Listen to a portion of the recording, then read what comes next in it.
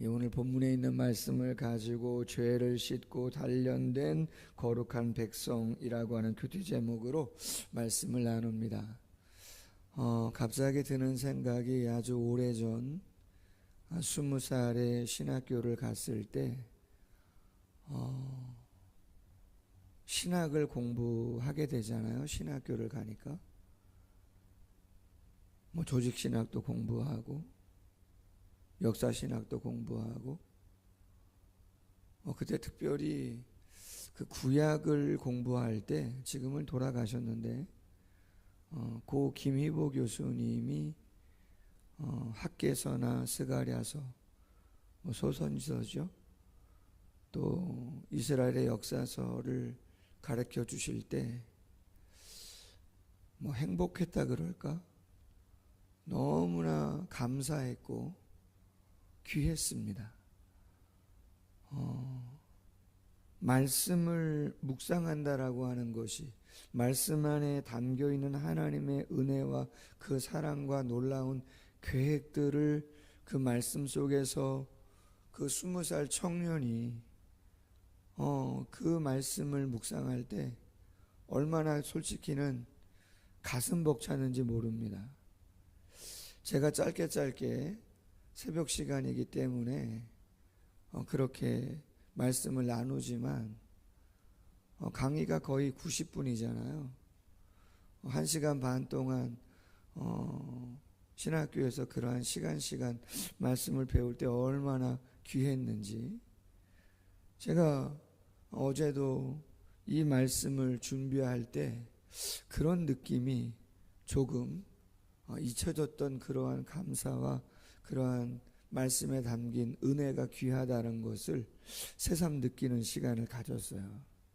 오늘 본문은 이스라엘의 미래에 대한 회복에 대한 메시지인데, 특별히 십자가의 대속의 은혜를 주시겠다, 그리고 우상을 제하겠다, 그리고 예수님의 십자가의 대속의 은혜로 구원받은 성도들을 연단의 과정을 통해서 성숙한 하나님의 자녀들로 세워가시겠다 하는 메시지가 오늘 본문에 기록되어져 있습니다.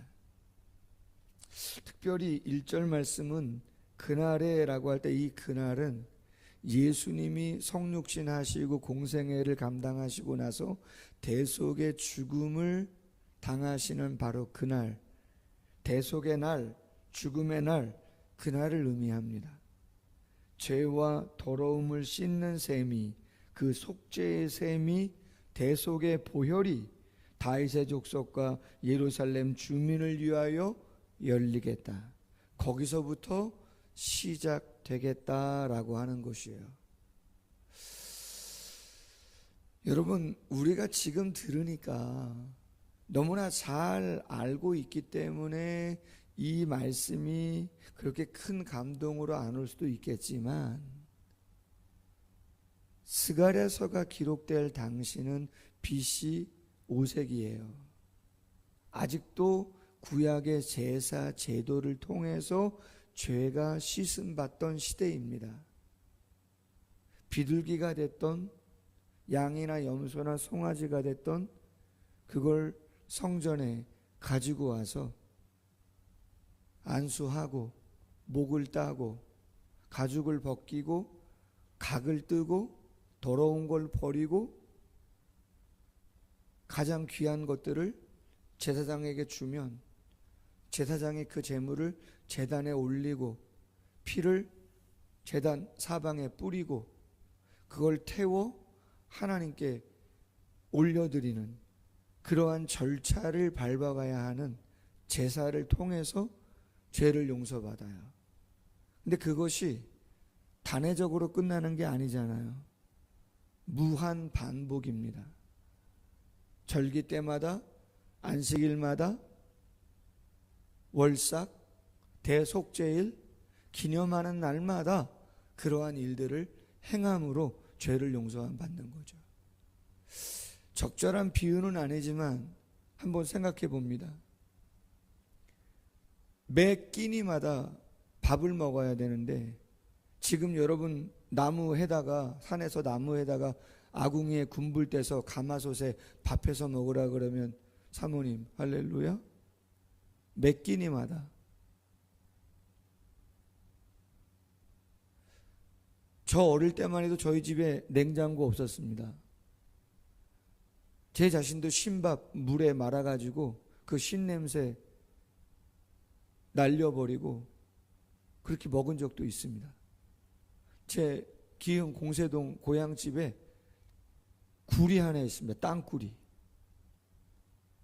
거기다가 음식 보관하고 거기서 콩나물 키우고 그랬던 기억도 어린 시절 갖고 있습니다. 지금도 그렇게 살라 그러면 사실 수 있겠어요? 빨래요? 요 앞에 우리 교회 옆에 내과인데 거기 가서 빨래 하시죠, 사모님. 성도님 가능하시겠어요? 이 추운 겨울이 다가올 때에 빨래를 거기 가서 매일 하시라 그런다면 되시겠냐고요. 밥도 가마솥에 하시고 군불 떼시고 나무에다가 냉장고도 없으니까 굴 파고 여기 산에 그렇게 살라 하시면 되겠냐고요. 근데 어느 날 갑자기 그렇게 살다가 40-50년 전에 다른 사람은 아무도 그렇게 할 수 없는데 우리 집만, 사랑을 그리는 교회에 다니는 성도들만 쿠쿠 밥솥을 주시고 냉장고를 주시고, 에? 보일러가 따뜻하게 들어오고 자동차를 타게 되고 그런 놀라운 일이 순식간에 벌어진다면 여러분 그건 놀라운 일 아닙니까? 놀라운 일이죠. 그렇게 하시겠다는 거예요. 그런 회복의 은혜를 예수 그리스도의 대속의 죽음을 통해서 허락하시겠다는 걸 얘기하는 거죠. 여러분 솔직히 그럼에도 불구하고 중요한 것은 형식과 절차는 아닙니다. 편리함은 분명히 있습니다. 번잡스럽지 않은 것은 분명히 있어요. 나무를 내다가 군불을 안 떼고 땅굴을 파지 않아도 되고 육체적인 수고로움과 번거로움을 감당하지 않아도 돼요. 그러나 진짜 중요한 건 뭐죠? 믿음이고 믿음에 따른 행함이 있는가 그렇지 않은가가 본질이에요. 돈으로 밥솥도 사고 냉장고도 사고 세탁기도 사고 차도 사죠. 편리는 해요. 편안해졌어요. 그러나 행복하냐라고 하면 조금 다른 차원의 부분이 거기에 들어가게 됩니다. 역시 인간은 죄와 사망이 본질이고 그것을 어떻게 극복할 수 있는가, 그리고 한 번으로 끝난 게 아니라 죄 사함은 믿음으로 거듭남 중생은 되는 것이지만 그 이후에 중생된 자로서의 삶의 그 평안함과 기쁨과 감사를 늘 누리면서 살아가는가 아닌가라고 하는 건 또 다른 문제라고 하는 것이죠. 근데 중요한 것은 그렇죠, 우리의 행위가 아니라 믿음으로 대속의 은혜 속에 담겨있는 그 능력을 신뢰함으로 놀라운 역사들을 경험하는 길을 열어주셨다. 할렐루야. 그리고 나서 2절 이하에는 우상과 거짓을 이 땅에서 제하시겠다는 거예요. 하나님께서 그날에 바로 그 대속이 있는 그 십자가의 대속 그 이후에 우리 한글 성경에는 빠져있는 원어가 하나 있는데 그날의 다음에 오드라고 하는 부사인데요, 다시는 이라고 하는 단어가 거기 들어가야 돼요. 그날에 다시는 하나님의 단호한 의지를 표현하는 거죠.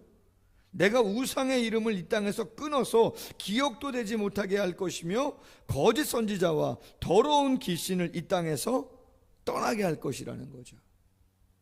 여러분, 우상은요 아무것도 아니죠. 솔직히 사람이 지어낸 거잖아요. 사람이 만든 거예요. 눈이 있어도 보지 못하고, 입이 있어도 말 못하고, 귀가 있어도 듣지 못하고, 손이 있어도 움직이지 못해요. 뭘 만들지도 못하고 어디 다니지도 못합니다. 아무것도 아니죠. 그런데 그 우상은 사람을 미혹합니다. 하나님을 저버리게 합니다. 그리고 불순종을 일삼게 합니다. 허탄한 것을 쫓게 하죠. 탐욕으로 살게 만들어버려요. 영향력이 너무 크다. 돈이 우상인가? 자녀가 우상인가? 성공이 우상인가? 쾌락이 우상인가? 솔직히 그건 허탄할 수 있어요. 아무것도 아닐 수 있어요. 어떻게 보면 아무것도 아니라는 이야기는 뭐예요? 우리의 죄와 사망의 인간의 본질적인 그 한계를 뛰어넘을 수 없게 하는 것들이라는 거죠. 필요하지만 하나님은 아니에요. 창조자도 아니고 우리의 진정한 주인도 아니에요. 우리를 이 땅에 존재케 하시는 목적을 이루는 가장 본질적이고 근원적인 것도 아니란 말이에요. 그런데 그것을 모든 것이냐, 하나님보다 더 사랑하고 하나님보다 더 먼저 생각하고 하나님보다 더 삶의 중심에 두기 때문에 그게 우상이 될 수 있는 것이란 말이죠. 하나님은 그렇게 하지 않으시겠다는 거예요. 사람이 아직도 예언할 것 같으면 거짓 예언이죠. 우상 숭배죠. 그 낳은 부모가 그에게 이르기를 내가 여호와의 이름을 빙자하여 거짓말을 하니 살지 못하리라 하고 낳은 부모가 그가 예언할 때에 칼로 그를 찌르리니, 신명기 13장 6절이야 9절에 보면 친족이라도 거짓 예언을 하거나 우상을 숭배하면 죽이라 그렇게 돼 있어요. 그러나 오늘 본문 부모가 자녀를 칼로 찌른다? 문자적으로 해석하기 어려워요. 사적으로? 아니요, 그런 거 아니죠. 신명기 13장 6절 이하 9절 말씀도 사적으로가 아니고 공적인 죄를 지었을 때, 공적으로 그런 일을 했을 때 공동체가 그러한 일을 할 수 있는 것이지 사적으로는 아니에요. 그럼 무슨 이야기를 하는 거죠? 그만큼 가장 친밀한 가족관계라도 신앙적인 부분으로 배척할 수 있음을 이야기하는 거예요. 그래서 예수님 뭐라 그래요? 원수가 어디에 있다고요? 가정에 있다는 거죠. 가족에게. 부모와 자녀가, 부부가, 형제가. 왜? 신앙은 타협이 있을 수 있나요? 없나요? 여러분, 그게 아픔이에요. 솔직히. 저도 저희 아이들 어제도 재미난 시간 이런저런 이야기를 하면서 보냈는데, 어제 어떻게 나가 있는 아들 둘이 다 들어와서 저녁도 같이 먹고 이런 얘기 저런 얘기 하면서 재미난 시간을 보냈는데 웃으면서. 마음 한켠으로는 어떻습니까? 많이 아쉽죠. 신앙은 타협이 없기 때문에 그래요. 그날의 선지자들이 예언할 때, 거짓 선지자들이 예언할 때 그 환상을 각기 부끄러워할 것이며 사람을 속이고 털옷도 입지 아니할 것이며, 구약에는 엘리야도 그랬고요, 신약의 세례 요한도 그렇고요, 엘리야의 제자인 엘리사도 그렇고요, 털옷을 입었어요. 광야에서 살았어요. 요새 거짓 선지자들은 어떻습니까? 교황 버금가죠. 교황 저리 가랍니다. 이만희 무슨 장길자, 그죠?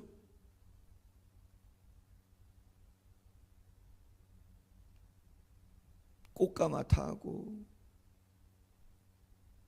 다 부끄럽게 하겠다. 하나님께서 거짓을 드러내시겠다. 우상들, 사이비들. 나는 선지자가 아니요 나는 농부라. 내가 어려서부터 사람의 종이 되었노라. 스스로 자신의 정체성을 부끄럽게 여기는 그러한 일을 하나님이 하시겠다. 코로나 왔을 때 여러분, 신천지 이만희 그 사람 어떻게 했어요? 자기가 있는 그 저택에서 나와가지고 말이에요, 그때 많은 사람들이 느꼈던 감정이 뭡니까? 뭐야 저 어르신, 뭘 믿겠다고 교주로 믿고 저렇게 말도 버벅거리고 제대로 하지도 못하는 사람을, 그런 생각하지 않았어요? 한학자씨, 통일교 교주잖아요. 지금 어떻게 교도소 가 계신가 몰라요? 재판받고 있죠? 어떤 사람이 그에게 묻기를 내 두 팔 사이에 있는 상처는 어찌 됨이냐 하면 대답하기를 이는 나의 친구의 집에서 받은 상처라. 기억나십니까? 열왕기상 18장 28절, 엘리야가 바알과 아세라 선지 850대 1로 갈멜산에서 대결할 때 온종일 불을 내려달라고 바알과 아세라에게 기도를 해도 안 되니까 나중에 어떻게 합니까? 자기들의 절차와 법에 따라 자해하잖아요. 피를 흘리잖아요. 스스로 몸에 자해하면서. 상처가 왜 났겠어요? 그런 거잖아요. 그랬더니 그들이 뭐라고 변명한다고요? 나의 친구의 집에서 받은 상처라 하리라. 무슨 말이에요? 하나님께서 때가 되면 이단과 사이비, 거짓 선지자들, 우상을 숭배하게 하는 이 땅의 모든 것들을 하나님이 부끄럽게 하시겠다. 그들 스스로 부끄럽게 여김을 받게끔 하시겠다. 만군의 여호와가 말한다. 가라, 깨어서 내 목자, 내 짝된 자를 치라. 누구예요? 예수 그리스도죠. 목자를 치면 양이 흩어지려니와 작은 자들을 위해는 내가 내 손을 들이우리라. 하나님이 섭리하시는 건 놀라워요. 바벨탑에서도 흩으셨어요. 아수르로 북이스라엘을 흩으시고 바벨론으로 남유다를 흩으셨어요. 초대교회 예루살렘 교회 하나님의 사도행전 7장에서 흩으십니다. 이유가 다 있죠. 사랑하지 않아서가 아니죠. 근데 흩으시죠. 적은 수를 만드시죠. 왜요? 하나님의 연단을 통한 성숙을 바라시는, 걸러내시는 그러한 시간들을 허락하신다는 거죠.